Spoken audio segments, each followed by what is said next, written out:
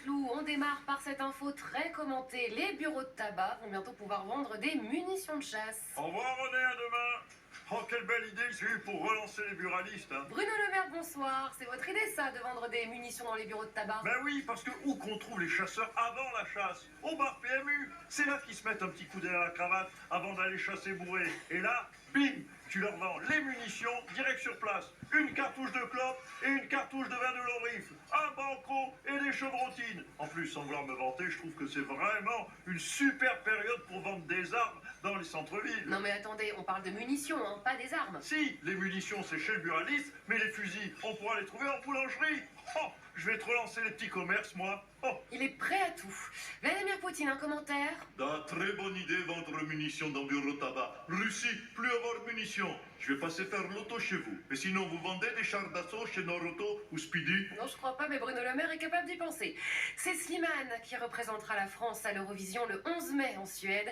Mais la France a remporté pour la deuxième fois d'affilée le concours Eurovision Junior. Stéphane Bern, bonsoir. Mais putain, bordel de merde, arrêtez-moi, c'est qui mon affront, on a froid. Stéphane Bern, c'est vous qui avez commenté ce concours sur France 2? Oui, quelle magnifique idée ce concours d'Eurovision Junior. Nos adultes se prennent des tôles chaque année et là, nos bombes tricolores cartonnent. Du coup, je propose d'élargir le concept. Vous m'intriguez, comment ça élargir le concept? Marine Le Pen, à chaque élection présidentielle, se ramasse depuis des années. Il faut peut-être organiser la présidentielle junior. Et là, le RN aurait ses chances avec le petit Jordan. Le pire, c'est que c'est pas faux. Allez, on le fait. La présidentielle Kids avec Jordan Bardella pour le RN, Gabriel Attal pour Renaissance, Marion Maréchal pour Reconquête et Jean-Luc Mélenchon pour la NUPES. Il est pas très kids, hein, Mélenchon. Oui, enfin, ça reste quand même Jean-Luc Mélenchon. Il laissera jamais sa place à personne, même à un enfant. Ça, c'est sûr. Santé maintenant avec le retour de nouvelles maladies respiratoires en Chine. On en parle avec Didier Raoult, regardez.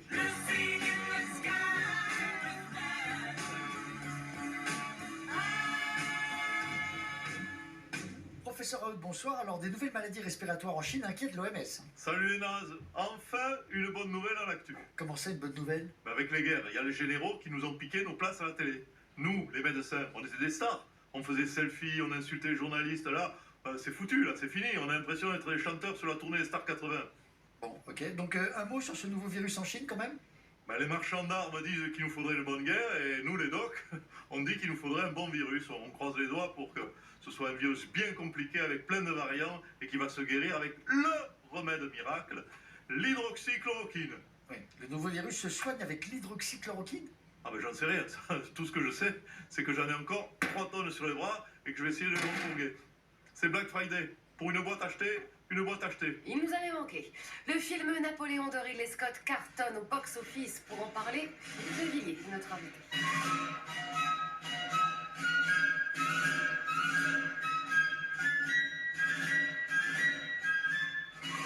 Philippe de Villiers, bonsoir. Alors, votre avis sur ce Napoléon version US? Nul. À peine 2h40 pour raconter toute la vie de Napoléon, mais c'est n'importe quoi. Hein, et puis que d'incohérence, franchement.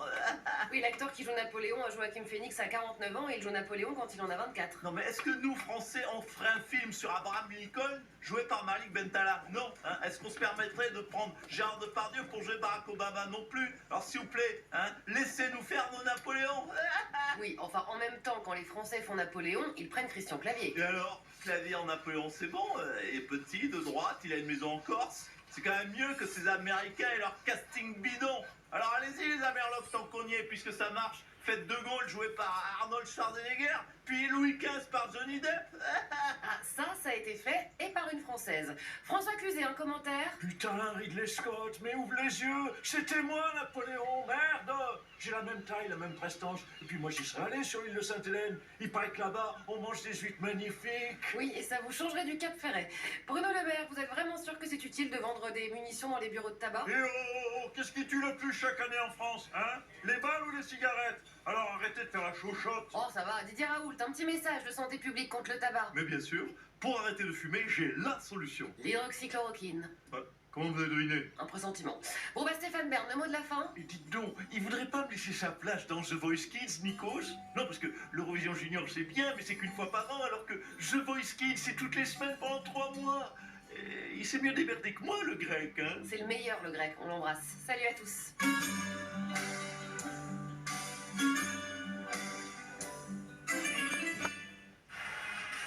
avec les pompes à chaleur Midea.